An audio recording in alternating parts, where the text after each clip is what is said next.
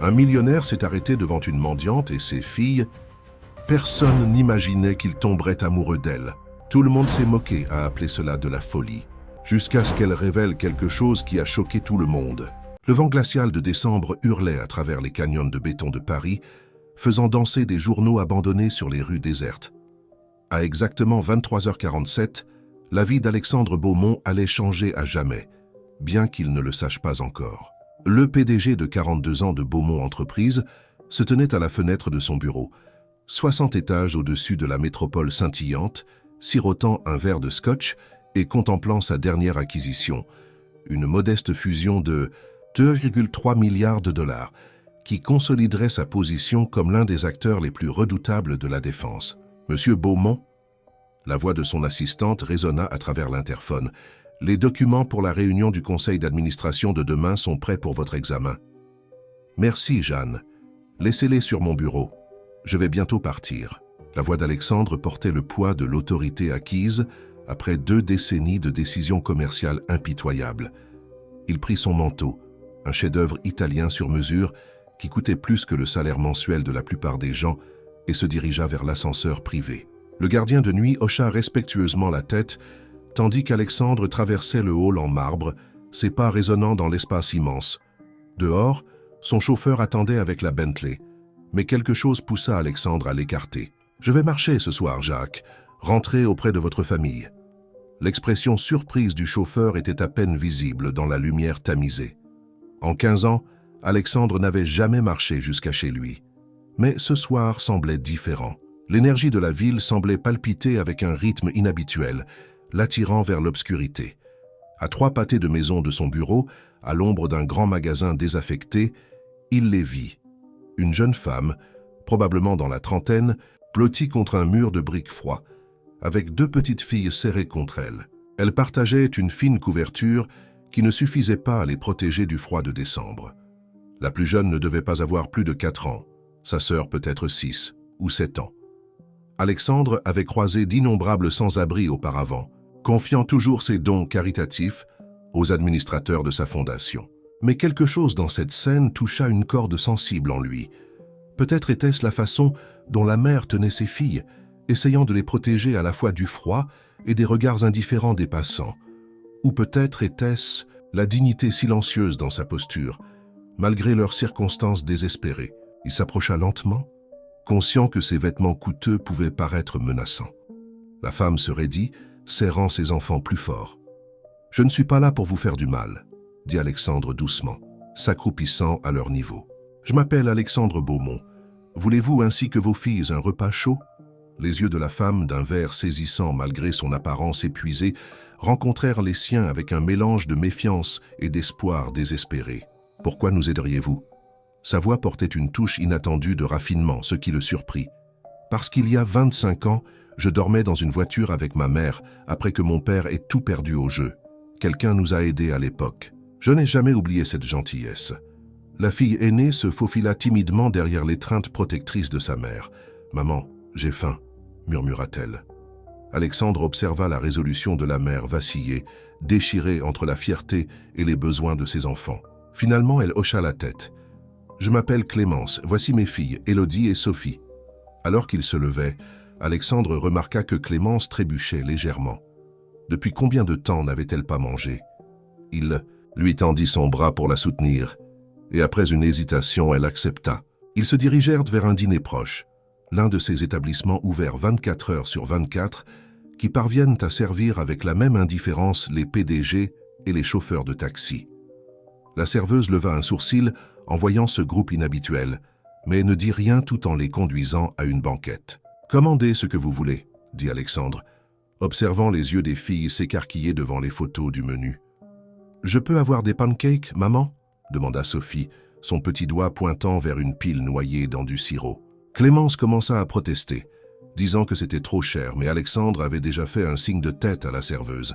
« Des pancakes pour tout le monde et du chocolat chaud pour les filles, du café pour les adultes. » Mais, attendant leur commande, Alexandre observa Clémence plus attentivement. Malgré son apparence défaite, elle se tenait avec une grâce naturelle. Ses mains, bien que gercées par le froid, portaient les traces d'un soin autrefois méticuleux. Ce n'était pas quelqu'un qui avait passé sa vie dans la rue. « Depuis combien de temps êtes-vous sans domicile ?» demanda-t-il doucement, après que les filles se furent plongées dans le coloriage des sets de table en papier apportés par la serveuse. Les doigts de Clémence se resserrèrent autour de sa tasse de café. 3 semaines, ça s'est passé vite. Un jour, nous avions une maison et le lendemain, sa voix s'éteignit, la douleur creusant des lignes autour de sa bouche. Alexandre se pencha en avant, son instinct d'homme d'affaires lui disant qu'il y avait plus dans l'histoire de Clémence qu'une simple chute. Les filles avaient fini leur pancake et somnolaient maintenant dans la banquette, leur visage enfin apaisé par le sommeil. « Racontez-moi », dit-il simplement. Clémence prit une profonde inspiration, ses doigts traçant machinalement des motifs sur la table en formica usée. « J'étais banquière d'investissement chez Dupont & Martin. Pas à votre niveau, bien sûr, mais j'étais doué dans ce que je faisais. Puis j'ai découvert des irrégularités dans nos comptes, des écarts majeurs qui suggéraient de graves malversations financières. Les yeux d'Alexandre se plissèrent. Dupont & Martin avait récemment fait la une des journaux, bien que les articles aient été vagues sur les détails de leurs problèmes. J'ai signalé cela à mes supérieurs, poursuivit Clémence, sa voix à peine audible. Le lendemain, j'ai été licencié. Ils ont prétendu que j'avais commis des erreurs cruciales qui avaient coûté des millions à l'entreprise. Ils m'ont mise sur liste noire dans toutes les institutions financières de la ville. Mes économies étaient investies dans des actions de l'entreprise qui sont devenues sans valeur du jour au lendemain. Mon ex-mari avait déjà cessé de payer la pension alimentaire il y a des mois, et sans mon revenu. Elle fit un geste désemparé en direction de leur environnement. Les refuges sont surpeuplés en cette période de l'année. Nous sommes sur des listes d'attente, mais... Alexandre sentit une vague de colère l'envahir. Le PDG de Dupont & Martin, Richard Dupont, était un vieux rival, connu pour ses tactiques impitoyables. Mais détruire la vie de quelqu'un pour dissimuler des malversations d'entreprise, cela dépassait les limites. « Vous avez des preuves de ce que vous avez découvert ?» demanda-t-il prudemment. Le regard de Clémence croisa le sien, une lueur de son ancienne assurance professionnelle transparaissant. « J'avais fait des copies de tout. Elles sont dans un box de stockage que je peux à peine me permettre de garder. C'est la seule chose qu'il me reste, à part ce qu'il y a dans nos sacs à dos. » Alexandre sortit son téléphone et envoya un message rapide. En quelques minutes, son chauffeur Jacques arriva devant le dîner. « J'ai une proposition à vous faire, Clémence », déclara Alexandre, son esprit déjà en train de formuler des plans. « Je possède un immeuble dans le 16e arrondissement avec plusieurs appartements meublés pour les cadres en visite. L'un d'eux est actuellement libre. Je voudrais vous l'offrir, à vous et à vos filles, sans aucune condition, le temps que nous réglions cette situation. » Clémence se raidit.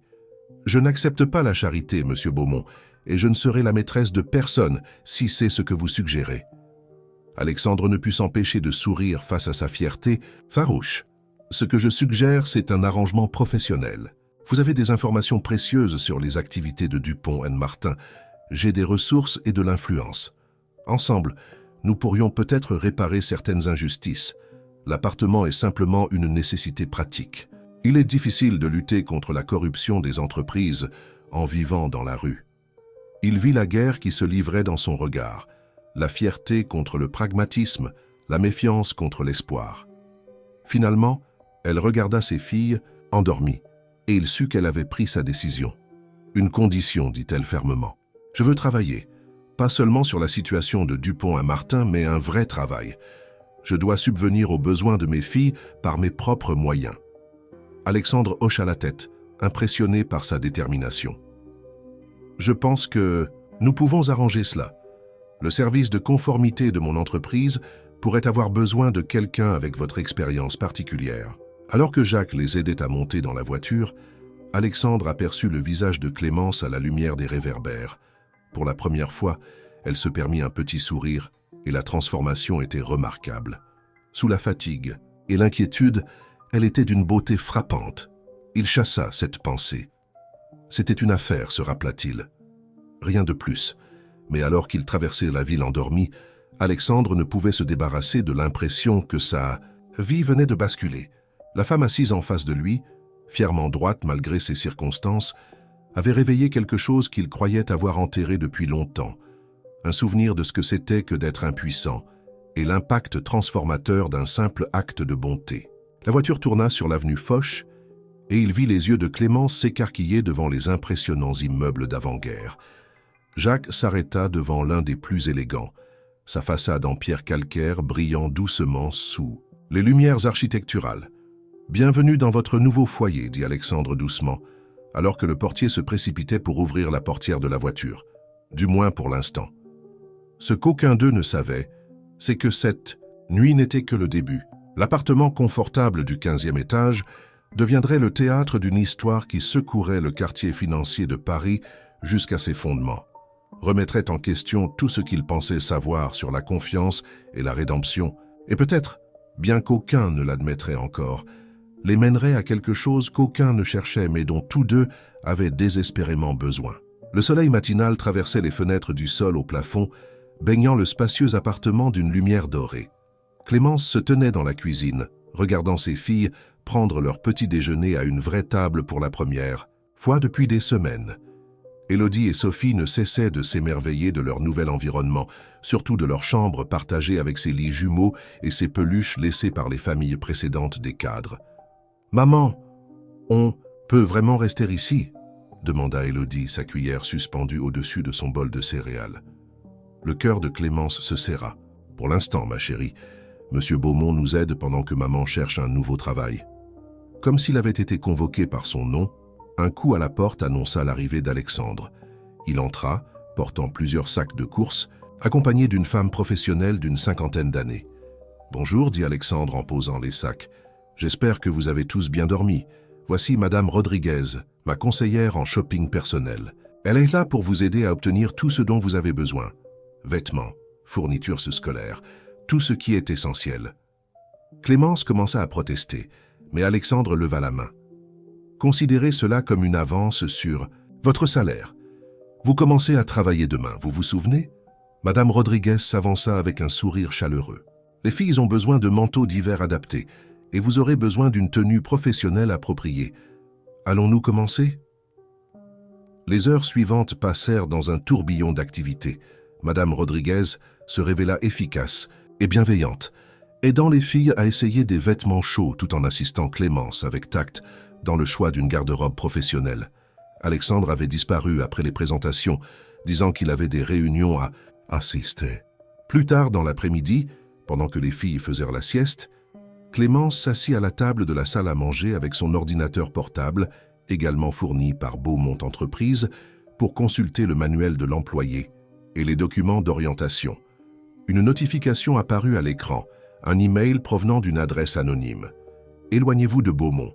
Vous ne ferez que l'entraîner dans votre chute. Dupont & Martin détruit tous ceux qui les menacent. » Dernier avertissement. Les mains de Clémence tremblèrent alors qu'elle supprimait le message.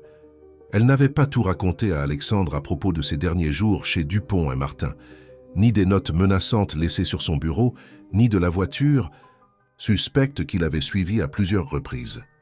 Elle s'était convaincue que c'était de la paranoïa due au stress. Mais maintenant, le téléphone de l'appartement sonna, la faisant sursauter. C'était Jeanne, l'assistante d'Alexandre. « Mademoiselle Walsh, Monsieur Beaumont m'a demandé de vous rappeler le dîner de ce soir.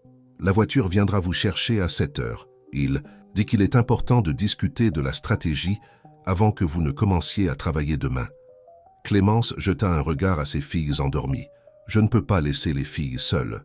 Monsieur Beaumont a prévu une nounou qualifiée de notre centre de garde d'enfants d'entreprise. Elle arrivera à 6h30. Tout allait si vite. Hier, ils étaient sans abri, et maintenant elle se préparait pour un dîner d'affaires avec l'un des PDG les plus puissants de Paris. Le contraste était vertigineux. À 6h30 pile, une femme sympathique nommée Sarah arriva pour garder les filles. À 7h, Clémence était assise à l'arrière de la Bentley d'Alexandre, portant une robe de cocktail noire empruntée que Madame Rodriguez avait insisté pour qu'elle prenne. La voiture s'arrêta devant une discrète maison de ville dans le Marais. Contrairement au restaurant scintillant auquel elle s'attendait, cela semblait être une résidence privée. Alexandre l'attendait en haut des marches. « J'ai pensé que nous devrions parler dans un endroit plus intime », expliqua-t-il en la guidant à l'intérieur. La maison était clairement sa résidence personnelle, décorée avec un minimalisme élégant qui lui allait bien. Dans la cuisine, un chef personnel mettait la touche finale à ce qui semblait être un repas incroyable. Mais Alexandre emmena Clémence au-delà de la salle à manger formelle jusqu'à son bureau. Avant de manger, il y a quelque chose que vous devez voir, dit-il en ouvrant un coffre-fort mural. Il en sortit un dossier épais et le posa sur son bureau. Ce sont des documents que mes enquêteurs ont rassemblés sur Dupont & Martin au cours de l'année écoulée. Nous soupçonnions des activités illégales, mais nous n'avons jamais pu prouver quoi que ce soit de concret, jusqu'à maintenant.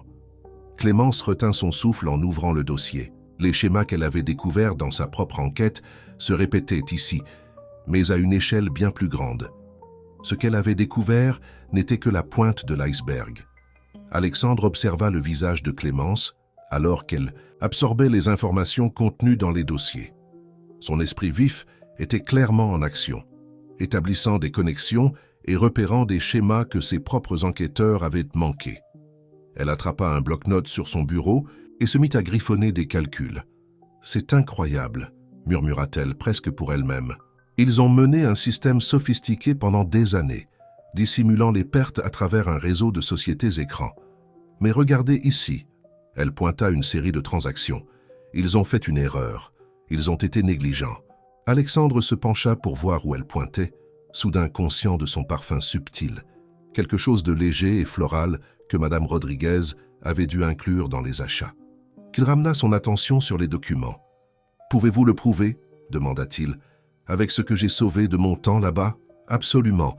Les preuves dans mon unité de stockage comblent parfaitement les pièces manquantes. » Les yeux de Clémence brillaient d'excitation à l'idée de la chasse, rappelant à Alexandre que cet esprit financier brillant avait dormi dans la rue il y a seulement quelques jours. Leur discussion fut interrompue par le chef qui annonça le dîner. Autour d'un saumon parfaitement cuit, ils continuèrent à élaborer des stratégies, leur conversation passant sans effort entre affaires et sujets plus personnels. « Parle-moi de tes filles », dit Alexandre alors qu'ils se dirigèrent vers le salon avec des verres de vin.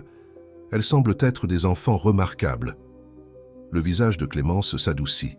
« Elles le sont. Élodie est si protectrice envers sa petite sœur, même si elle n'a que 7 ans. Et Sophie, elle chante toujours, même pendant les pires moments dans la rue.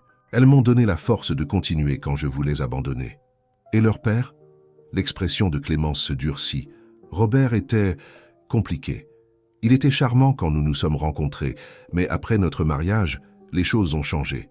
Il est devenu contrôlant, manipulateur. Quand j'ai obtenu le poste chez Dupont & Martin et que j'ai commencé à gagner plus que lui, il n'a pas pu le supporter. Il nous a quittés pour sa assistante de 22 ans. Est-ce qu'il voit les filles? Il est censé le faire, mais il a toujours des excuses. Les chèques de pension alimentaire ont cessé d'arriver il y a 6 mois. Apparemment, son assistante avait besoin d'une nouvelle voiture. L'amertume dans sa voix était palpable. Alexandre ressentit une vague de colère envers cet homme invisible qui avait abandonné sa famille. Avant qu'il ne puisse répondre, le téléphone de Clémence vibra avec un message. Son visage pâlit en le lisant. « Qu'est-ce qui ne va pas ?» Elle lui tendit le téléphone. Le message contenait une photo d'Élodie et Sophie dormant dans leur nouvelle chambre, prise à travers la fenêtre. En dessous, un simple message « De si précieux enfants, dommage s'il leur arrivait quelque chose. » Alexandre composait déjà le numéro de la sécurité. En quelques minutes, son chef de sécurité avait des équipes en train de fouiller l'immeuble et les environs. Il avait également envoyé des gardes supplémentaires pour protéger les filles et Sarah. « Tu ne rentres pas là-bas ce soir », dit-il fermement. « J'ai une chambre d'amis ici. Nous vous déménagerons dans un autre appartement demain, un endroit plus sécurisé. » « Je dois être avec mes filles », protesta Clémence en se levant. « Mon équipe de sécurité les amènera ici. Clémence, regardez-moi. » Il prit ses mains tremblantes dans les siennes. « Je vous promets que personne ne fera de mal à vos enfants. Mais vous devez me faire entièrement confiance. Y a-t-il autre chose que vous ne m'avez pas dit sur votre passage chez Dupont & Martin ?» Clémence se laissa retomber sur le canapé, son calme enfin brisé. Il y avait un homme, l'un des associés seniors Thomas Martin. Il s'est particulièrement intéressé à mon enquête. Il disait vouloir m'aider, mais quelque chose me semblait étrange. La veille de mon licenciement, Il m'a invité à dîner pour discuter de mes découvertes. J'ai refusé. Le lendemain, tout s'est effondré. La mâchoire d'Alexandre se serra. Il connaissait la réputation de Martin. L'homme avait été impliqué dans plusieurs scandales de harcèlement sexuel, tous réglés discrètement à l'amiable. « Pourquoi ne m'en avez-vous pas parlé plus tôt ?»« Parce que j'avais honte, » murmura Clémence. « J'aurais dû le voir venir. J'aurais dû être plus prudente. Et maintenant, j'ai mis mes enfants en danger. » Sans réfléchir, Alexandre l'attira dans ses bras. Elle se raidit un instant, puis se fondit contre lui. Des années de peur refoulée et d'épuisement submergeant enfin son contrôle habituel. « Écoutez-moi, dit-il doucement. Rien de tout cela n'est de votre faute. Vous avez fait ce qu'il fallait, la chose courageuse. Et maintenant, vous n'êtes plus seul. » Aucun des deux ne bougea pendant de longues secondes. Alexandre prit soudainement conscience à quel point elle s'adaptait parfaitement à lui. À quel point cela semblait naturel de la tenir. Lorsqu'elle se recula enfin, leurs visages n'étaient qu'à quelques centimètres l'un de l'autre. Le moment fut interrompu par l'arrivée de l'équipe de sécurité d'Alexandre, avec Élodie et Sophie. Les filles, somnolentes et confuses, étaient indemnes. Clémence se précipita pour les serrer dans ses bras, son regard croisant celui d'Alexandre par-dessus leur tête. Un mélange de gratitude et de quelque chose de plus profond qu'aucun des deux n'était prêt à reconnaître. « Maman, pourquoi on est ici ?» Élodie demanda, regardant autour d'elle la somptueuse maison de ville avec des yeux écarquillés. « Nous passons la nuit chez Monsieur Beaumont ce soir, ma chérie. N'est-ce pas excitant ?» Clémence parvint à garder sa voix calme, bien que ses mains tremblent légèrement tandis qu'elle lissait les cheveux de sa fille. La gouvernante d'Alexandre avait déjà préparé les chambres d'amis, en veillant à ce que la chambre des filles ait des veilleuses et des peluches. Alors que Clémence les bordait, Alexandre se tenait dans l'encadrement de la porte, observant la scène tendre avec une douleur étrange dans la poitrine. « Monsieur Beaumont ?» La petite voix de Sophie l'appela. « Vous allez nous raconter une histoire ?» Clémence commença à protester, mais Alexandre entra déjà dans la pièce. Il s'assit au bord du lit de Sophie et commença à raconter une histoire sur une princesse courageuse qui protégeait son royaume des dragons. Clémence remarqua qu'il jetait des regards vers elle tout en parlant, et son cœur s'emballa lorsqu'elle réalisa que la princesse de son histoire partageait beaucoup de ses propres qualités. Plus tard, alors que les filles dormaient, enfin, Clémence et Alexandre s'assirent dans son bureau pour examiner les images de sécurité de l'immeuble. Son équipe de sécurité avait identifié un SUV noir suspect stationné de l'autre côté de la rue depuis plusieurs heures. « La plaque d'immatriculation est enregistrée à une société écran », rapporta le chef de la sécurité d'Alexandre. « Le même schéma que nous avons vu avec d'autres véhicules liés à Dupont & Martin. »« Ils essaient de nous intimider, » dit Clémence, sa voix restant ferme malgré sa peur. « Ils doivent savoir que nous sommes sur le point de les démasquer. » Alexandre tendit la main vers elle à travers le bureau, les surprenant tous deux par ce geste intime. « Nous irons plus vite qu'ils ne s'y attendent. J'ai convoqué une réunion d'urgence du conseil d'administration demain matin. Avec vos preuves et ce que nous avons rassemblé, nous pouvons entamer des procédures légales immédiatement. » « Ce ne sera pas si simple. » Une nouvelle voix l'interrompit. Victoire Dubois, la conseillère générale d'Alexandre, se tenait dans l'encadrement de la porte. Elle avait été appelée malgré l'heure tardive et n'avait pas l'air ravie.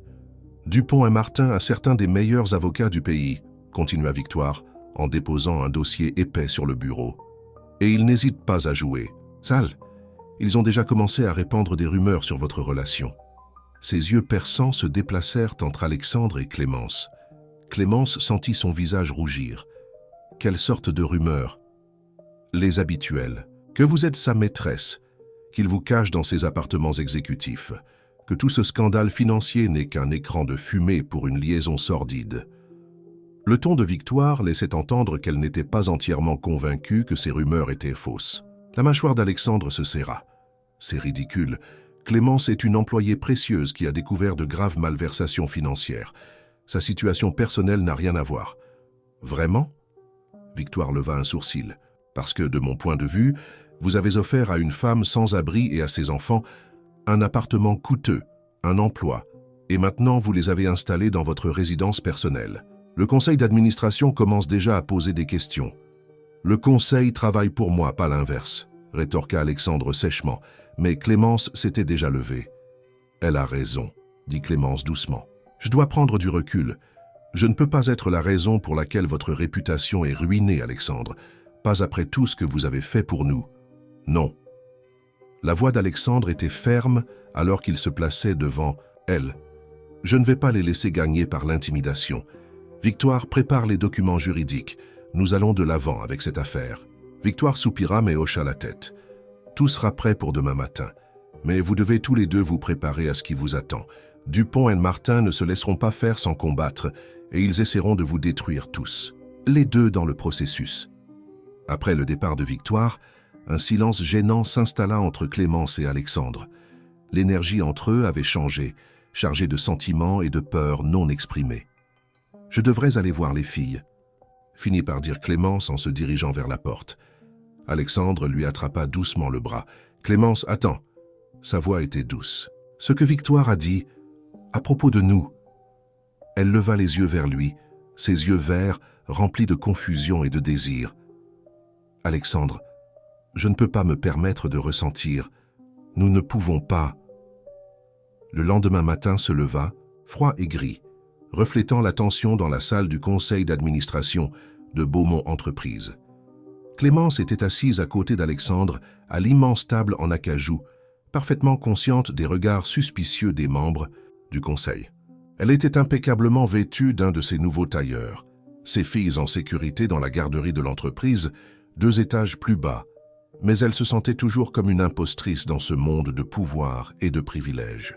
Victoire Dubois se tenait à l'avant de la salle, présentant méthodiquement les preuves contre Dupont en Martin. Les expressions des membres du conseil passèrent du scepticisme à la stupéfaction, alors que l'ampleur de la fraude financière devenait claire. Avec les preuves supplémentaires de Madame Walsh, conclut Victoire, nous avons suffisamment d'éléments pour engager des actions civiles et réglementaires contre Dupont et Martin. Cependant, le risque réputationnel pour Beaumont Entreprises doit être pris en compte. Quel est exactement le rôle de Madame Walsh ici ? Demanda Mark Chen, l'un des membres seniors du conseil d'administration, d'un ton incisif. Et pourquoi n'entendons-nous parler de cela que maintenant ? Avant qu'Alexandre ne puisse répondre, les portes de la salle de réunion s'ouvrirent brusquement. Richard Dupont lui-même fit son entrée, accompagné de Thomas Martin et de 2 autres hommes que Clémence reconnut comme des associés de Dupont et Martin. « Je crois que je peux répondre à cette question », déclara Dupont avec assurance. « Madame Walsh est une ancienne employée discréditée, licenciée pour incompétence. Elle a manifestement trouvé une manière plus personnelle de faire avancer sa carrière. » Alexandre se leva lentement, sa présence captant immédiatement l'attention. « Vous n'avez pas été invité à cette réunion, Richard. »« Non, mais en tant qu'actionnaire majoritaire de plusieurs entreprises travaillant avec Beaumont Entreprises, j'ai le droit de protéger mes intérêts. » Le sourire de Dupont était prédateur. « Et ses intérêts sont menacés par votre apparente fascination pour une femme qui vous utilise par vengeance. » Clémence sentit le regard de Martin sur elle, son attention la faisant frissonner. Elle se força à se lever, adoptant la même posture qu'Alexandre. « Mes preuves parlent d'elles-mêmes, » déclara-t-elle clairement. « Les chiffres ne mentent. Pas, monsieur Dupont. Vous avez mené un système de fraude complexe pendant des années, et cela s'arrête maintenant. » Le sourire de Dupont ne vacilla pas. « Thomas, pourquoi ne partageriez-vous pas ce que vous avez trouvé dans le dossier personnel ?»« De Madame Walsh !» Martin s'avança, distribuant des dossiers aux membres du conseil. Madame Walsh avait des antécédents d'instabilité émotionnelle chez Dupont et Martin. Elle a porté plusieurs accusations infondées contre des collègues, a montré un comportement erratique et a finalement été licenciée pour avoir causé des pertes importantes par sa négligence. C'est un mensonge. La voix de Clémence tremblait de colère. Nous avons également des preuves, poursuivit Dupont, avec calme, que l'ex-mari de Madame Walsh l'a quittée en raison de son comportement instable et de ses liaisons avec des collègues. Est-ce vraiment une personne à qui vous voulez confier la réputation de votre entreprise, Alexandre ? La salle du conseil s'emplit de murmures. Clémence sentit le sol se dérober sous ses pieds. Tout se dénouait. Puis Alexandre fit quelque chose d'inattendu. Il rit. Le son trancha la tension comme un couteau. Tous les regards se tournèrent vers lui, tandis qu'il boutonnait négligemment sa veste. « Richard, tu perds la main, dit-il, sa voix portant une pointe d'acier sous son ton décontracté. Si tu avais vraiment fait tes devoirs, tu saurais que chaque document dans ces dossiers est irrecevable en justice car ils sont frauduleux. Nous avons déjà des déclarations sous serment du personnel des ressources humaines que tu as forcé à les créer. » Le sourire de Dupont vacilla légèrement. « Quant à la crédibilité de Madame Walsh, » poursuivit Alexandre, « la SEC a déjà vérifié ses conclusions de manière indépendante. Ils préparent un dossier contre Dupont à Martin depuis des mois. Les preuves de Clémence étaient la dernière pièce dont ils avaient besoin. » Il appuya sur un bouton du téléphone de conférence.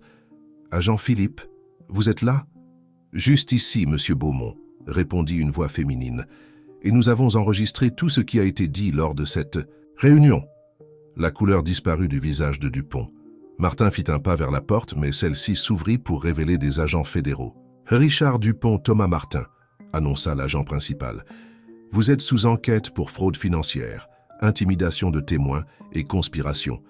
Nous allons devoir vous emmener. » Alors que Dupont était emmené, il siffla à Clémence. « Ce n'est pas fini. Tu n'as aucune idée de ce que tu as déclenché. » La salle du conseil se vida lentement, laissant Clémence et Alexandre seuls. La tension de la confrontation crépitait encore dans l'air, mais quelque chose d'autre chargeait désormais l'espace entre eux, la victoire, le soulagement, et une attraction grandissante qu'ils ne pouvaient plus nier. Les conséquences de l'arrestation de Dupont envoyèrent des ondes de choc à travers la défense. Les actions de Beaumont Entreprises montèrent en flèche alors que les investisseurs reconnaissaient le rôle d'Alexandre dans la révélation de la fraude. Clémence se retrouva propulsée sous les projecteurs. Les réseaux d'information financière réclamant des interviews de la lanceuse d'alerte qui avait fait tomber l'une des firmes d'investissement les plus puissantes de Paris. « Absolument. » Page déclara fermement Alexandre lorsque CNBC demanda une exclusivité. Ils étaient dans son bureau regardant le soleil se coucher sur Paris. « Moins tu attireras l'attention publique en ce moment, mieux ce sera. » Clémence hocha la tête, reconnaissante de sa protection. La semaine passée avait été un tourbillon d'enquêteurs fédéraux, d'avocats et de réunions du Conseil. À travers tout cela, Alexandre avait été son ancre, mais leur attirance grandissante restait inavouée, un courant électrique qui chargeait chaque interaction. « Les filles s'adaptent bien à leur nouvelle école, » dit Clémence, changeant de sujet. L'enseignante d'Élodie dit qu'elle est douée en mathématiques. Alexandre sourit. Telle mère, telle fille. Leurs regards se croisèrent et Clémence sentit le familier papillonnement dans son estomac. Elle détourna les yeux la première, se levant pour rassembler les papiers éparpillés sur son bureau. « Clémence. » Sa voix était douce. « Nous devons parler de ce qui se passe entre nous. » Avant qu'elle ne puisse répondre, Jeanne fit irruption dans le bureau. « Monsieur Beaumont, vous devez voir ça immédiatement. » Elle lui tendit une tablette affichant une actualité en direct. Clémence observa son visage s'assombrir tandis qu'il lisait. « Qu'est-ce que c'est ?» Il lui passa la tablette. Le titre lui glaça le sang. « Le passé secret du PDG de Beaumont Entreprises. La vérité sur l'ascension au pouvoir d'Alexandre Beaumont. » L'article détaillait des allégations selon lesquelles Alexandre avait orchestré la ruine financière de son propre père, il y a 25 ans, utilisant des informations privilégiées pour détruire l'entreprise familiale et la reconstruire sous son propre nom. Des sources anonymes affirmaient qu'il avait trahi son père pour prendre le contrôle de l'entreprise, conduisant à l'effondrement final de son père. « Rien de tout cela n'est vrai, » dit Alexandre calmement. « Mon père s'est détruit par le jeu et les mauvaises décisions. J'avais 17 ans quand c'est arrivé. » Clémence étudia son visage. « Je te crois. Mais pourquoi ça ressort maintenant ?»« Dupont, » grogna Alexandre. « Il essaie de me discréditer avant le procès, faire croire que j'ai un passé de sabotage corporatif. »« Car il y a plus, » interrompit Jeanne, l'air mal à l'aise. « Il publie un article complémentaire sur Clémence. » Le deuxième article dépeignait Clémence comme une chasseuse de dot qui avait orchestré sa propre chute chez Dupont & Martin pour se rapprocher d'Alexandre. Il incluait des photos d'elle et des filles dans la rue, ainsi que des images récentes d'elle faisant des courses et entrant dans l'hôtel particulier d'Alexandre. « Ils essaient de faire croire que nous avons planifié ça ensemble, » murmura Clémence, « que je t'ai séduit dans le cadre d'un plan élaboré. » Le téléphone d'Alexandre vibra avec un message de victoire. « Le conseil demande une réunion d'urgence. Demain matin. »« Je ne les laisserai pas te détruire, » déclara Alexandre avec fermeté. « Ni l'un ni l'autre. » Clémence posa doucement sa main sur son bras. « Alexandre, il y a quelque chose que je dois te dire. Quelque chose à propos de la nuit où j'ai découvert la fraude chez Dupont & Martin. » Il se tourna vers elle, sentant le poids de ses mots. « Thomas Martin, il ne m'a pas simplement invité à dîner ce soir-là. Il m'a dit qu'il avait la preuve que Dupont & Martin travaillait avec quelqu'un à l'intérieur de Beaumont Entreprises. Quelqu'un de haut placé qui les aidait à dissimuler leurs activités illégales. » Alexandre se raidit. « Pourquoi? Ne m'as-tu pas dit cela avant? » « Parce que je ne pouvais pas le vérifier. Et après tout ce que tu as fait pour nous, je ne voulais pas t'apporter des accusations non fondées. Mais avec ces articles qui sortent, tu penses que quelqu'un de mon conseil travaille avec Dupont ?» Clémence hocha lentement la tête. Le timing de ces articles, les informations détaillées sur ton passé, les photos de moi et des filles, quelqu'un nous observe. De l'intérieur. Alexandre se dirigea vers la fenêtre, son reflet sombre dans la vitre qui s'assombrissait. Seule une poignée de personnes connaît toute l'histoire concernant mon père. La plupart d'entre elles siègent au conseil. Qu'est-ce que tu vas faire? Il se retourna vers elle, son expression déterminée. Tendre un piège, mais j'aurai besoin de ton aide. Leurs regards se croisèrent, et à cet instant, la façade de la distance professionnelle s'effondra. Alexandre traversa la pièce en deux enjambées et attira Clémence dans ses bras. Elle ne résista. Passe! Le baiser fut tout ce que Clémence avait essayé de ne pas imaginer, tendre mais passionné, exprimant des sentiments trop complexes pour les mots. Lorsqu'ils se séparèrent enfin, Alexandre posa son front contre le sien. « Je me bats. Contre ça depuis la nuit où nous nous sommes rencontrés, avoua-t-il doucement. « Nous ne pouvons pas, murmura Clémence, bien qu'elle ne fasse aucun geste pour s'éloigner. Il y a trop en jeu. C'est précisément pour ça que nous ne pouvons pas continuer à nier cela. Quoi qu'il arrive, nous sommes plus forts ensemble. » Un coup à la porte les sépara. Victoire entra, l'air grave. Le conseil a avancé la réunion d'urgence. Ils se réunissent en ce moment. Elle les regarda tour à tour, remarquant leur visage rougi mais choisissant de ne pas commenter. Alexandre, c'est sérieux. Il parle d'une motion de défiance. Clémence sentit le monde basculer à nouveau. « À cause de moi ?» « Non, » répondit Alexandre fermement, « parce que quelqu'un orchestre tout cela depuis le début, et je crois savoir qui. » La salle du conseil était bondée à leur arrivée. Pas seulement les membres du conseil, mais aussi les principaux actionnaires et dirigeants. Clémence reconnut Marc Chen assis à côté d'Elisabeth Noirbois, la présidente du conseil. Ils étaient plongés dans une conversation chuchotée. Avant de commencer, annonça Alexandre en se dirigeant vers le bout de la table, « J'aimerais aborder les allégations parues dans les journaux aujourd'hui. » « Ce ne sera pas nécessaire, » l'interrompit Elisabeth avec calme. « Le Conseil a déjà pris une décision. Compte tenu des récents événements et des inquiétudes concernant votre jugement, nous invoquons la clause de succession d'urgence prévue dans les statuts de l'entreprise. » Alexandre sourit, surprenant tout le monde. « Un timing intéressant, Elisabeth. On dirait presque que vous saviez que cela arriverait. » Il fit un signe à Victoire qui distribua des dossiers à tous les présents. Ces documents montrent des transferts financiers inhabituels entre une filiale de Dupont & Martin et un compte privé aux îles Caïmans. Un compte enregistré au nom d'une société écran appartenant au mari de Madame Noirbois. La salle sombra dans le chaos. Le visage d'Elisabeth devint pâle. « Ce n'est pas tout, » ajouta Clémence, sa voix portant au-dessus du bruit. Le même compte a reçu des paiements réguliers d'une autre entreprise, une société appartenant à Marc Chen. Marc bondit de son siège. « C'est absurde, vous ne pouvez rien prouver. » « En fait, si, » intervint Victoire. « Les CEC surveillent ces comptes depuis que Mademoiselle Walsh a identifié le lien. Ils ont enregistré chaque transaction, chaque appel téléphonique, chaque email. » La sérénité d'Elisabeth se fissura. « Vous ne comprenez pas. Dupont avait des preuves sur nous tous. Il menaçait de révéler les secrets de chacun si nous ne l'aidions pas. Alors vous avez essayé de détruire Clémence ?» La voix d'Alexandre était menaçante. « Vous avez menacé ses enfants. » « Ce n'était pas nous, » protesta Marc. « Martin est parti en roue libre.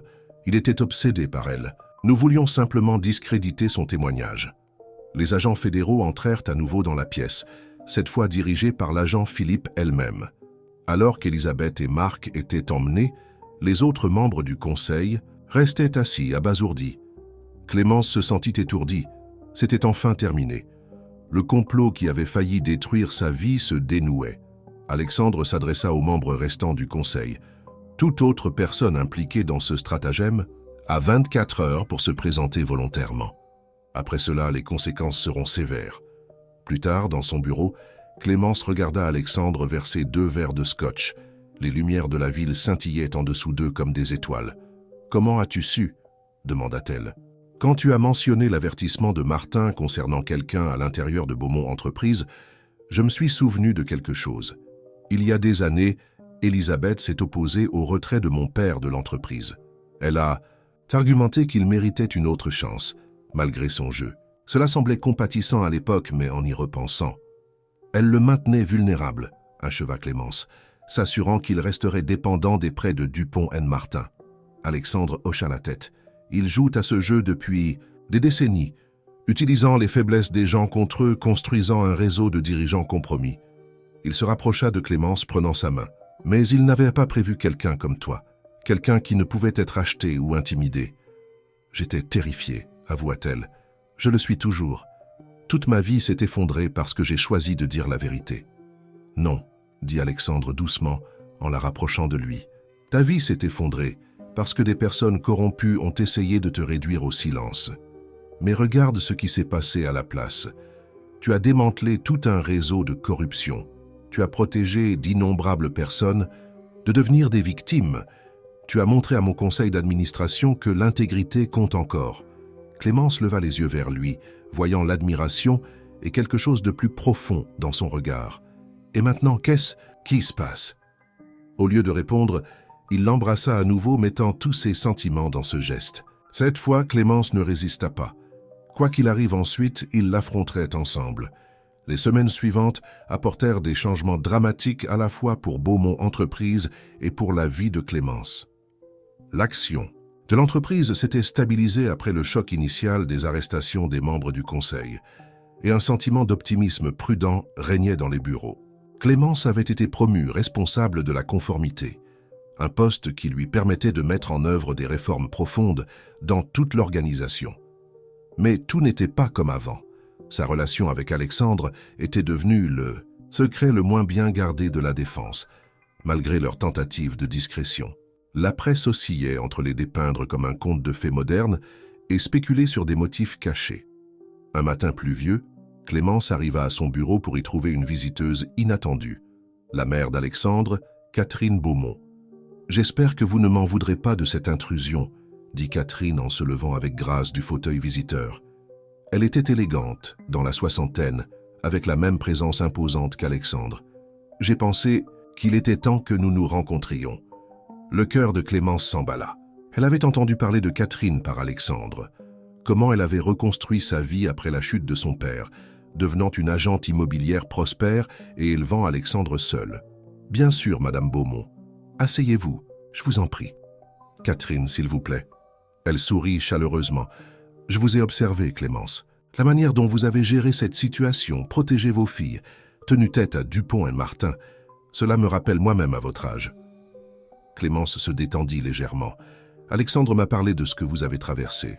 Vous a-t-il dit pourquoi je ne me suis jamais remariée ?» Lorsque Clémence secoua la tête, Catherine poursuivit. « Parce que j'ai appris que la vraie force vient de l'indépendance. De ne jamais avoir besoin de quelqu'un, au point de compromettre tes principes. » Il y avait une gravité dans ces mots qui fit se serrer l'estomac de Clémence. « Tu as peur que je compromette les principes d'Alexandre. »« Non, ma chère, j'ai peur qu'il ne compromette les tiens. » Catherine se pencha en avant. « Mon fils est un homme bien, mais il est aussi le produit de son monde. Le pouvoir, la richesse, l'influence, il change les gens, je l'ai vu trop souvent. » « Alexandre est différent, » protesta Clémence. « Vraiment ? Le scandale du conseil d'administration l'a laissé plus puissant que jamais. La presse le qualifie de croisé des entreprises. Mais le pouvoir peut être séduisant, Clémence. Il peut te faire oublier d'où tu viens. » Avant que Clémence ne puisse répondre, son téléphone vibra avec un message urgent. Alexandre avait besoin d'elle immédiatement dans la salle de réunion. « Réfléchis à ce que je t'ai dit, » dit Catherine en se levant pour partir. « Et Clémence, quelle que soit ta décision, sache que je respecte ce que tu as accompli. Tu es exactement le genre de femme que j'aurais choisi pour mon fils. J'espère simplement qu'il est à ta hauteur. » La conversation laissa Clémence perturbée alors qu'elle se dirigeait vers la salle de réunion. À l'intérieur, elle trouva Alexandre avec Victoire, et plusieurs autres dirigeants. Leurs expressions étaient sombres. « Qu'est-ce qui se passe ?» Alexandre lui tendit une tablette. Robert demande la garde totale des filles. Le monde de Clémence sembla vaciller. Son ex-mari avait à peine contacté leur fille depuis des mois. Et maintenant cela. Il prétend que ton implication dans le scandale de Dupont-Anne-Martin et ta relation avec Alexandre créent un environnement instable, expliqua Victoire. Il a engagé Patricia Moreau. L'avocate des divorces de célébrités, Clémence se sentit mal. Patricia Moreau était connue pour détruire les réputations dans les batailles de garde. C'est pire, dit Alexandre calmement. Il est soutenu par la femme de Martin. Elle finance le procès. Clémence s'affaissa dans une chaise. Bien sûr, la femme de Thomas Martin était une héritière de la banque, valant des millions. C'était une revanche pour l'arrestation de son mari. « Ils vont tout mettre au grand jour », murmura-t-elle. « Le refuge pour sans-abri, les rues, mon emménagement chez toi. Ils vont donner l'impression que c'est sordide. » Alexandre s'agenouilla près de sa chaise. « Qu'ils essaient. Nous avons la meilleure équipe juridique de Paris. Robert a abandonné ses enfants. Il n'a aucun dossier solide. » Mais Clémence se souvint des paroles de Catherine sur le pouvoir et le compromis. Se battre dans cette affaire signifierait-elle utiliser les mêmes tactiques qu'elle méprisait? Deviendrait-elle ce contre quoi elle s'était toujours battue? Il y a autre chose que tu devrais savoir, intervint Victoire. L'avocat de Robert a soumis des preuves que toi et Alexandre vous connaissiez avant la nuit où il t'a trouvé dans la rue. Ils ont une photo de toi à un gala de charité il y a 3 ans, debout en arrière-plan pendant qu'Alexandre prononçait un discours. Le souffle de Clémence se coupa. Elle se souvenait de cette soirée. Elle y était pour représenter Dupont-Anne-Martin, l'une des innombrables cadres juniors présentes. Elle avait remarqué Alexandre, bien sûr. Tout le monde l'avait fait. Mais ils ne s'étaient jamais rencontrés, jamais parlé. Ils essayent de prouver que nous avons planifié tout ça, réalisa-t-elle, que rien n'était une coïncidence. La mâchoire d'Alexandre se serra. Nous pouvons nous battre, Clémence, ensemble. Mais en plongeant son regard dans le sien, Clémence prit une décision qui allait tout changer. « Non, dit-elle doucement. Il y a une autre solution. » Alexandre observa Clémence attentivement, reconnaissant la détermination dans ses yeux. C'était le même regard qu'elle avait eu lorsqu'elle s'était dressée contre Dupont, Anne-Martin, pour la première fois. « À quoi penses-tu » demanda-t-il doucement. Clémence se redressa sur sa chaise, sa décision se cristallisant. « Je vais parler à Robert, seul. » « Absolument pas, protesta Alexandre. Il est instable, et avec la femme de Martin impliquée, c'est exactement pourquoi je dois faire ça, interrompit Clémence. Il ne s'agit pas des filles. Robert n'a jamais voulu la garde auparavant. Il s'agit de vengeance, de nous faire passer pour des méchants en public. Alors laisse-moi gérer. Ça à ma manière. Victoire s'éclaircit la gorge. Clémence, en tant que ton avocate, je te déconseille fortement de rencontrer Robert sans représentation. Mais Clémence rassemblait déjà ses affaires. Parfois, la meilleure façon de désarmer un tyran est de l'affronter selon ses propres règles. J'ai appris ça dans la rue. Alexandre lui attrapa le bras alors qu'elle atteignait la porte. « Au moins, laisse-moi t'accompagner. »« Non. » Elle toucha doucement son visage. « Fais-moi confiance. J'ai besoin de faire ça moi-même. » 3 heures plus tard, Clémence était assise en face de Robert dans un petit café de Brooklyn, loin des tours étincelantes de Paris. Il paraissait plus âgé qu'elle ne se souvenait, moins soigné. Le costume coûteux qu'il portait ne pouvait pas cacher les signes de stress autour de ses yeux. « Je suis surpris que tu sois venu seul, » dit-il, remuant son café intact. « Pas de garde du corps, pas d'avocat haut placé, juste moi, comme au bon vieux temps. » Clémence étudia l'homme qu'elle avait autrefois aimé, le voyant clairement pour la première fois. « Pourquoi fais-tu ça, Robert? Tu n'as pas vu les filles depuis des mois. Tu as arrêté d'appeler, de payer la pension alimentaire. Pourquoi maintenant ?» Il se tortilla sur sa chaise. « Ils m'ont offert de l'argent, beaucoup d'argent. La femme de Martin, elle a dit que tout ce que je devais faire, c'était de demander la garde, rendre ça compliqué et public. Ils s'occuperaient du reste. Et les filles, tu as pensé à ce que cela leur ferait ?» Robert détourna le regard. « J'avais besoin d'argent, Clémence. Mon entreprise est en train de sombrer. Sarah m'a quitté pour son professeur de yoga. Tout s'écroule. » Clémence ressentit une soudaine vague de pitié pour lui. « Alors tu as décidé de laisser des étrangers utiliser nos filles comme des armes, les mêmes filles que tu as abandonnées ?»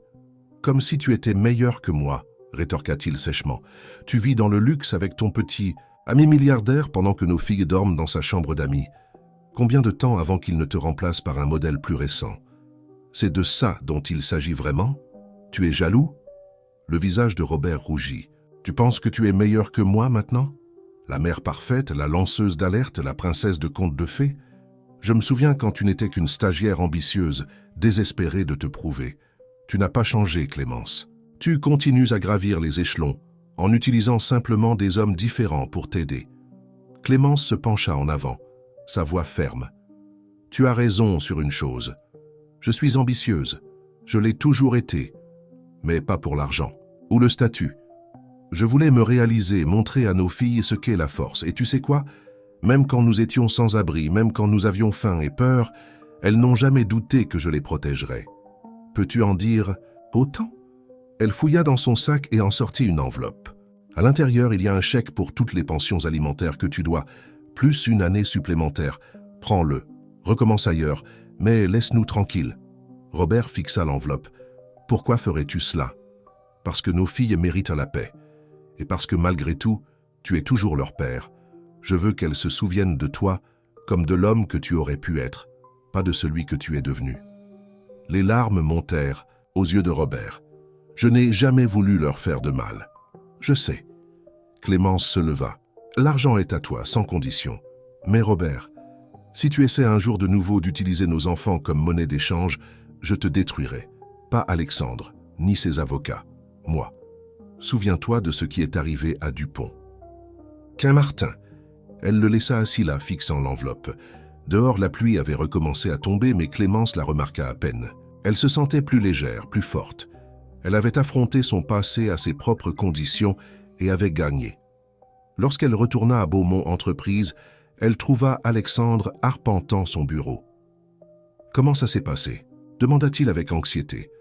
Clémence sourit. « Robert ne sera plus un problème, et la femme de Martin non plus. » Alexandre étudia son visage.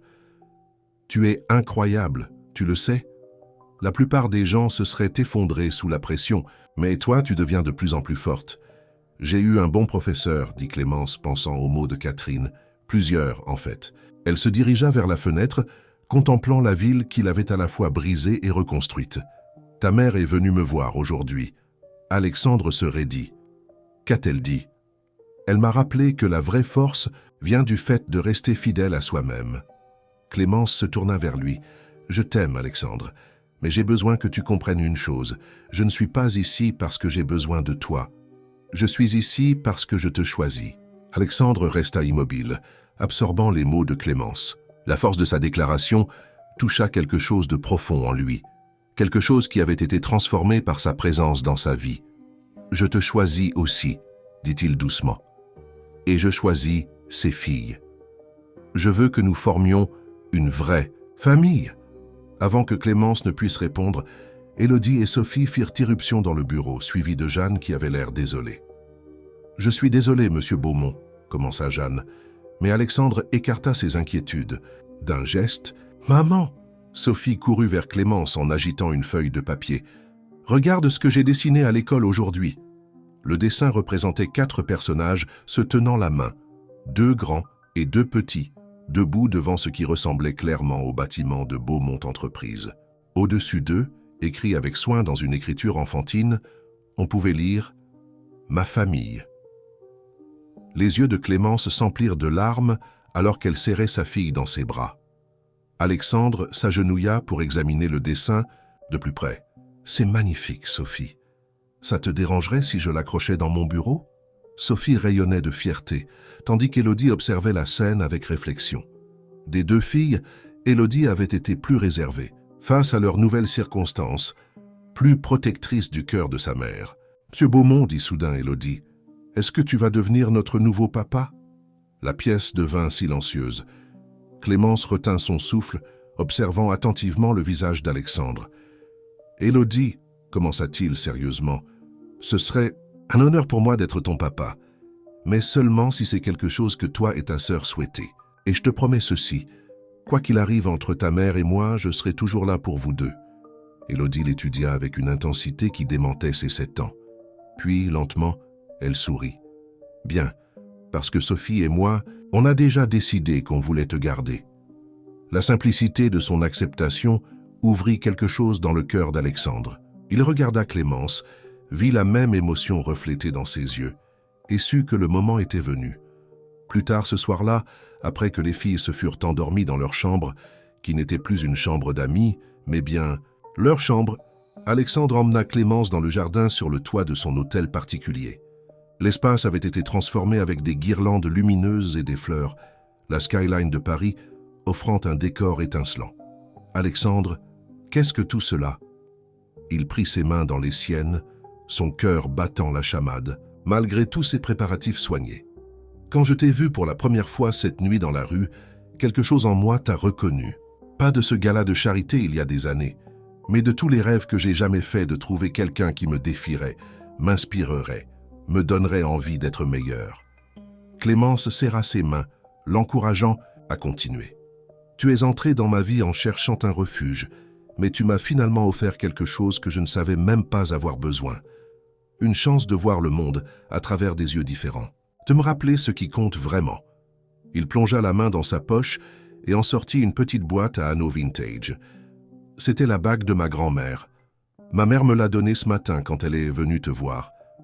Elle a dit qu'elle n'avait jamais été aussi sûre de quoi que ce soit de sa vie. Clémence eut un souffle coupé lorsqu'il ouvrit la boîte, révélant une superbe bague de fiançailles de style art déco. « Clémence Walsh, » dit Alexandre en tombant à genoux, « tu es la personne la plus forte et la plus remarquable que j'ai jamais connue. Tu m'as montré ce qu'est le vrai courage. Tu m'as offert une famille dont je n'aurais jamais osé rêver. Veux-tu m'épouser ?» Les larmes coulaient sur le visage de Clémence alors qu'elle regardait l'homme devant elle, non pas le puissant PDG, mais la personne qu'elle avait appris à connaître et à aimer. L'homme qui lisait des histoires à ses filles, le soir, qui se battait pour la justice à ses côtés, qui voyait sa force même quand elle se sentait la plus faible. « Oui, » murmura-t-elle, « oui, je veux bien t'épouser. » Alors qu'il glissait la bague à son doigt, des feux d'artifice éclatèrent soudainement dans le ciel parisien. Clémence rit, surprise. « C'était prévu ?» Alexandre sembla tout aussi étonné. « En fait, non, mais je vais m'en attribuer le mérite. » Ils restèrent debout ensemble, regardant le spectacle lumineux improvisé, quand le téléphone d'Alexandre vibra. C'était une alerte d'actualité qui le fit sourire. Qu'est-ce que c'est? Les derniers associés de Dupont & Martin viennent d'accepter un règlement complet. L'entreprise sera dissoute et tous les actifs seront utilisés pour indemniser les victimes de leur fraude. C'est vraiment terminé. Clémence toucha la bague à son doigt, sentant son poids, non pas comme un fardeau, mais comme une ancre à cette nouvelle vie qu'ils construisaient ensemble. « Ce n'est pas terminé, dit-elle doucement. C'est juste le début. » La nouvelle de leurs fiançailles se répandit dans le quartier financier de Paris comme une traînée de poudre. La presse les surnomma le couple puissant de la Défense. Mais Clémence et Alexandre étaient concentrés sur quelque chose de bien plus important, construire leur famille. Le week-end suivant la demande en mariage, ils emmenèrent les filles sur la Côte d'Azur, dans une maison de plage qui appartenait à la famille d'Alexandre depuis des générations. Alors qu'Élodie et Sophie jouaient dans le sable, sous la surveillance de Catherine, Clémence et Alexandre marchaient le long du rivage. « Je réfléchissais, » dit Clémence, regardant les vagues lécher leurs pieds. « À propos de l'avenir, de Beaumont Entreprises. » Alexandre leva un sourcil. « Oh, l'entreprise a ici une opportunité. Après avoir exposé Dupont & Martin, nous pourrions devenir des leaders en matière de transparence corporative et de pratiques commerciales. Éthique. Utilisons notre influence pour changer la culture de la défense. » Un sourire lent se dessina sur le visage d'Alexandre. « Je pensais la même chose. En fait, j'ai une proposition pour toi. » Il s'arrêta de marcher et se tourna vers elle. « Je veux que tu diriges notre nouvelle division éthique et innovation. Une autonomie totale, un accès direct au conseil, d'administration et un mandat pour mettre en œuvre des réformes à travers toute l'entreprise. » Les yeux de Clémence s'écarquillèrent. « Tu es sérieux? » »« Absolument. Tu as montré à tout le monde que l'intégrité et le succès ne s'excluent pas mutuellement. Aide-moi à faire de Beaumont Entreprises un modèle de ce que le monde des affaires devrait être. » Avant qu'elle ne puisse répondre, ils entendirent Élodie les appeler. « Ils se retournèrent pour voir les deux filles courir vers eux, le visage rayonnant d'excitation. « Regardez ce qu'on a trouvé !» Sophie brandit un dollar des sables, parfaitement formé. « Grand-mère Catherine dit que ça porte bonheur », ajouta Élodie, appuyant avec plaisir sur le mot « grand-mère ». Clémence sentit son cœur se gonfler en voyant Catherine s'approcher, portant un panier à pique-nique. L'élégante femme s'était prise d'un enthousiasme surprenant pour son rôle de grand-mère, chouchoutant les filles comme si elles avaient toujours fait partie de la famille. « J'ai pensé que nous pourrions déjeuner sur la plage », suggéra Catherine en déployant une couverture. Alors qu'ils s'installaient sur la couverture, Clémence regarda les visages autour d'elle, Alexandre, ses filles, Catherine, et s'émerveilla de la façon dont la vie pouvait changer si radicalement en quelques mois. « J'ai pris une décision », annonça-t-elle, à propos de la division éthique et innovation.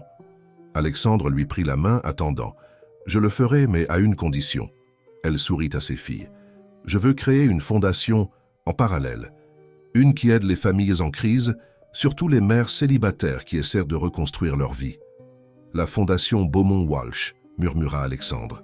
« J'aime ça. »« On peut aider d'autres mamans ?» demanda Sophie, les yeux grands ouverts. Clémence serra sa fille contre elle. « Oui, ma chérie, nous pouvons aider beaucoup de familles à retrouver leur chemin, tout comme nous l'avons fait. » Élodie, toujours pratique, faisait déjà des plans. « Nous pouvons leur donner des vêtements chauds, de la nourriture et des livres pour les enfants. » Et peut-être, alors qu'Élodie énumérait ses idées, avec Sophie qui ajoutait son enthousiasme, Clémence croisa le regard de Catherine. La femme plus âgée hocha la tête avec approbation. « Vous avez bien agi, » dit doucement Catherine. « Toutes les deux, vous avez pris le pouvoir et trouvé un moyen de l'utiliser pour faire le bien. » Plus tard dans la soirée, après que les filles se furent endormies dans leur lit de la maison de plage, Clémence et Alexandre se tenaient sur le balcon, regardant les étoiles apparaître au-dessus de l'océan. « Merci, » dit soudain Clémence.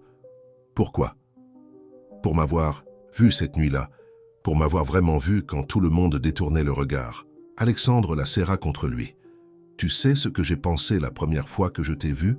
Je me suis dit, voilà quelqu'un qui n'a jamais abandonné. Même à ton point le plus bas, tu avais cette lumière en toi. C'est ce qui m'a attiré vers toi, ce qui te rend extraordinaire. » Clémence posa sa tête sur son épaule. « Nous allons changer les choses, n'est-ce pas ?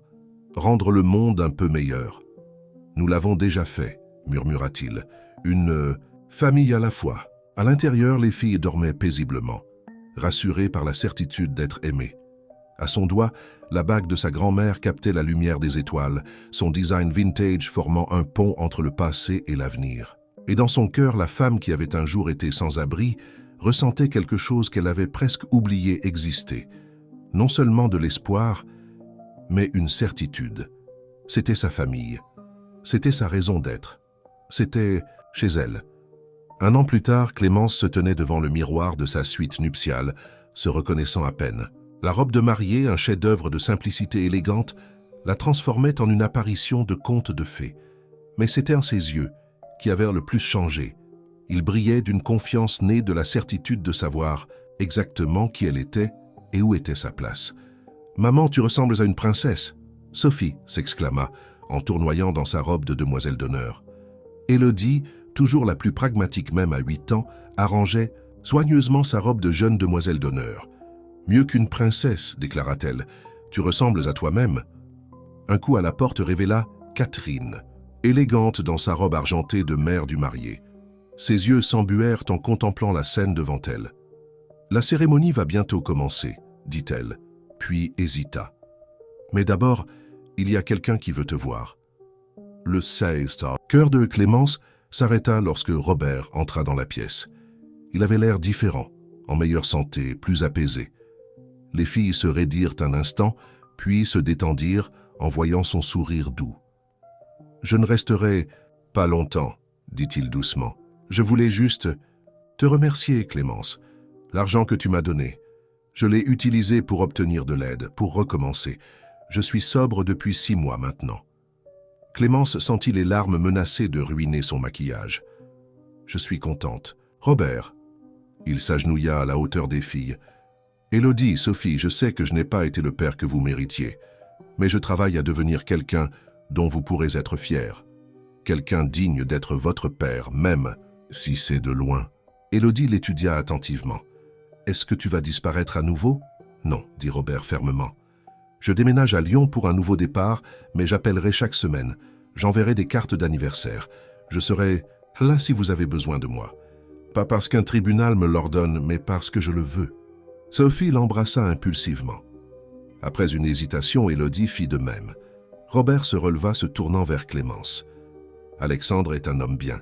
Il sera un merveilleux père pour elle. »« Il l'est déjà, » dit doucement Clémence. « Mais elles ont aussi de la place dans leur cœur pour toi, si tu es prêt à être là pour elles. » Robert hocha la tête, les larmes aux yeux. « Merci de m'avoir donné une seconde chance, avec eux et avec moi-même. » Il tendit la main vers la porte. « Sois heureuse, Clémence. Tu le mérites. » Après son départ, Catherine serra la main de Clémence. « C'était un cadeau que tu lui as offert, et à tes filles aussi. »« J'ai appris des meilleurs, » sourit Clémence. « Tu m'as appris que la vraie force inclut la clémence. » Catherine sortit une petite boîte. « En parlant de cadeaux, ceci est pour toi. Cela appartient à la famille Beaumont depuis 4 générations. » À l'intérieur se trouvait un pendentif en saphir délicat. « Quelque chose de bleu, » expliqua Catherine. « Et quelque chose pour te rappeler que tu fais désormais partie de notre famille, pas seulement en t'y mariant, mais vraiment en faisant partie. » Alors que Catherine attachait le collier, Clémence pensa à la famille, pas seulement celle dans laquelle elle se mariait, mais aussi celle qu'elle et Alexandre avaient construite ensemble. Leur maison était désormais remplie de rires, des chansons de Sophie et des questions réfléchies d'Élodie. Les murs qui avaient autrefois résonné de la solitude d'Alexandre vibraient maintenant des sons de la vie et de l'amour. La Fondation Beaumont-Walsh prospérait, ayant déjà aidé des dizaines de familles à passer de la crise à la stabilité. La division éthique et innovation de Clémence révolutionnait la culture d'entreprise, avec d'autres sociétés suivant leur exemple en matière de transparence et de responsabilité sociale. Mais plus que les succès extérieurs, c'étaient les moments privés qui comptèrent le plus. Les devoirs à la table de la cuisine, les soirées cinéma en famille, les brunchs du dimanche avec Catherine, les histoires du soir qui se prolongeaient, toujours pour juste un chapitre de plus. Un léger coup à la porte interrompit ses pensées. C'était l'heure. Alors que la marche nuptiale commençait à jouer, Clémence prit une profonde inspiration.